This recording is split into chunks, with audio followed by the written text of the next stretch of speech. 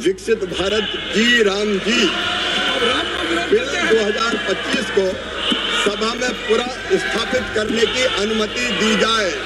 देखिए, एक तो ये जो नाम बदलने वाला सनक है मुझे समझ में नहीं आता। दूसरा, मनरेगा द्वारा एक अधिकार दिया गया था सबसे गरीब से गरीब जनता को। किस चीज का अधिकार? रोजगार का, 100 दिन के रोजगार का अधिकार। और ये जो विधेयक है ये उस अधिकार को कमजोर करेगा। विपक्ष को राम जी के नाम से हमेशा विरोध रहा है, उनको आपत्ति होती है, पता नहीं क्यों। एक परमात्मा के नाम से उनको आपत्ति होती, मुझे समझ में नहीं आता वो।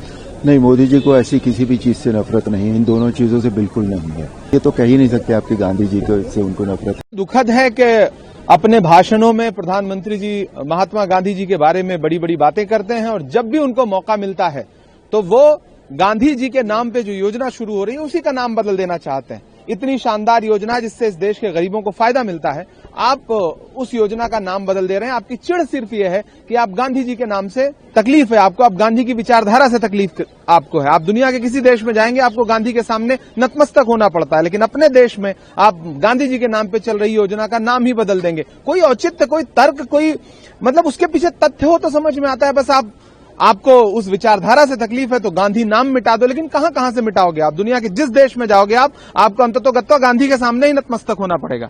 आप देखिए, एक संशोधन के तहत हम लोग पहले से भी काम के दिन बढ़ा रहे हैं।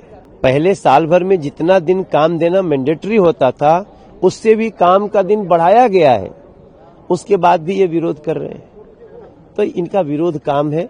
हम तो जनता को आसानी हो, जब से ज्यादा लाभ हो, इसके लिए काम। मनरेगा से बहुत से लोग मजदूरों को काम मिलता था। आज की महंगाई में मानदेय कैसे बढ़े और इस स्कीम से किसान को कैसे जोड़ा जाए जिससे किसान को भी लाभ पहुंचे। स्कीम तब अच्छी होती जिससे किसान भी जुड़ जाता। अगर किसान को भी हाथ चाहिए होते काम अपना पूरा करने के लिए, और फिर आप पूरा भार स्टेट गवर्नमेंट पे डाल दोगे।